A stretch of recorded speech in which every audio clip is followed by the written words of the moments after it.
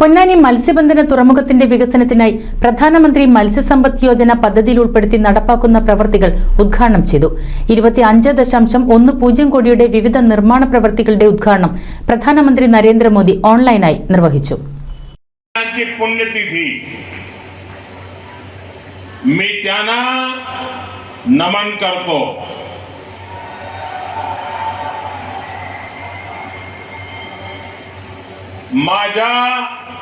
കേന്ദ്ര ഫിഷറീസ് മൃഗസംരക്ഷണ വകുപ്പ് മന്ത്രി രാജീവ് രഞ്ജൻ സിംഗ്, സഹമന്ത്രി ജോർജ് കുര്യൻ, സംസ്ഥാന ഫിഷറീസ് സാംസ്കാരിക വകുപ്പ് മന്ത്രി സജി ചെറിയാൻ, പി നന്ദകുമാർ എം.എൽ.എ എന്നിവരും ഓൺലൈനായി പങ്കെടുത്തു.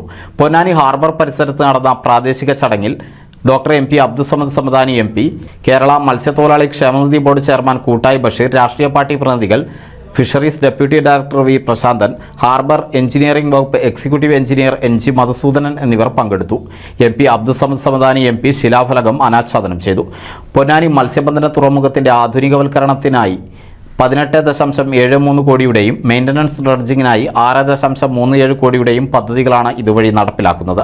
11.24 കോടി രൂപ കേന്ദ്രവിഹിതവും 7.49 കോടി സംസ്ഥാന വിഹിതവും ഉൾപ്പെടെയാണ് ആധുനികവൽക്കരണത്തിനുള്ള വിഹിതം.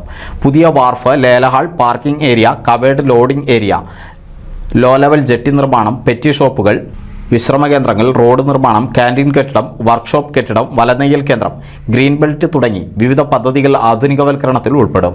ഈ സാമ്പത്തിക വർഷം അവസാനത്തോടുകൂടി പദ്ധതി പൂർത്തീകരിക്കാനാണ് ലക്ഷ്യമിടുന്നത്. NCV news, Ponnani.